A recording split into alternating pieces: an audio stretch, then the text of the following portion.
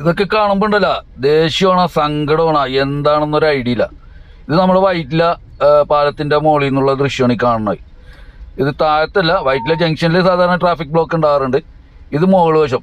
ഇതിൻ്റെ ഈ ട്രാഫിക് ബ്ലോക്കിൻ്റെ കാരണം കണ്ടാലുണ്ടല്ലോ, നമുക്ക് ഈ പറഞ്ഞ വികാരങ്ങളെല്ലാം വരും. ദേഷ്യമോ സങ്കടമോ എന്താ ചെയ്യേണ്ടതെന്നായി പോവും യുവമാരെ.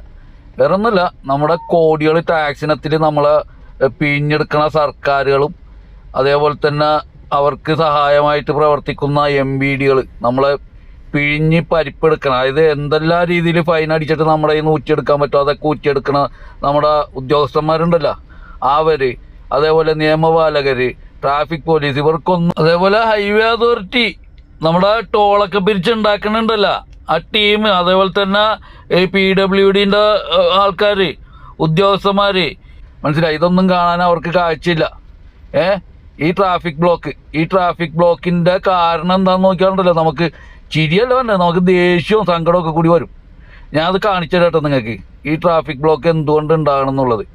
അതായത് താഴത്ത് വൈറ്റില ജംഗ്ഷനിൽ ട്രാഫിക് ബ്ലോക്ക് ഉണ്ടാകാറുണ്ട്. ഇത് നമ്മൾ സാധാരണ മോളിൽ കൂടി പോകുമ്പോൾ ട്രാഫിക് ബ്ലോക്ക് ഉണ്ടാകാറില്ല. ത്രൂ ആയിട്ട് നമുക്ക് പോകാൻ സാധിക്കുമായിരുന്നു. ഇപ്പോൾ ഇവിടെയും ഈ ബ്ലോക്കാണ്. ഇതിപ്പോൾ ഇന്നൊന്നരം തുടങ്ങിയാൽ ഇപ്പോൾ കുറച്ച് ദിവസമായിട്ടുണ്ട്. ഇതിൻ്റെ സംഭവം കണ്ടു കഴിഞ്ഞാൽ ഉണ്ടല്ലോ, ഞാൻ കാണിച്ചു തരാം. ഇത് തന്നെയാണ് നമ്മുടെ കളമശ്ശേരിയിലെ സീനാണ് ഈ കാണുന്നത്. കളമശ്ശേരി പ്രീമിയർ ജംഗ്ഷൻ തുടങ്ങി HMT ജംഗ്ഷൻ വരെ ഇതാണ് അവസ്ഥ. ഇത് നമ്മൾ സ്ഥിരമായിട്ട് കണ്ടുകൊണ്ടിരിക്കുന്നത്. ഇപ്പോൾ കുറച്ച് ഒരു മാസത്തോളമായി ഈ അവസ്ഥ തുടങ്ങിയിട്ടെന്നാണ് എനിക്ക് തോന്നുന്നത്. സ്ഥിരമായിട്ട് നമ്മൾ വരുമ്പോൾ നമുക്ക് കിട്ടാറുണ്ട്, ഇത് കണ്ടുകൊണ്ടിരിക്കുന്നുണ്ട്. പക്ഷെ ഒരാൾ ഇതിനെക്കുറിച്ച് പറയുകയോ, ഈ ഒരു പത്രമാധ്യമങ്ങളോ അല്ലെങ്കിൽ മറ്റുള്ള കുറേ വ്ളോഗേഴ്സും കാര്യങ്ങളൊക്കെ ഉണ്ട്, ഒരാൾ ഇതിനെക്കുറിച്ച് ഇതുവരെ പറയണ ഞാൻ കേട്ടിട്ടില്ല. മനസ്സിലായ? ആവശ്യത്തിന് ഒരാൾ ഉപകരിക്കില്ല. ഇതൊക്കെ നിസ്സാര കാര്യമാണ്. നിസ്സാര കാര്യം ചെയ്ത് തീർത്താൽ സോൾവ് ആക്കാനുള്ള കാര്യമുള്ളൂ ഈ ബ്ലോക്കും കാര്യങ്ങളൊക്കെ. ഇത് എന്തുമാത്രം വണ്ടികളാണെന്നറിയും ഇവിടെ. ദിവസം ഒരു അരമണിക്കൂർ ഇവിടെ പോയി കിട്ടും. അതേപോലെ വൈറ്റ്ലയിലും ഇത് തന്നെയാണ് അവസ്ഥ.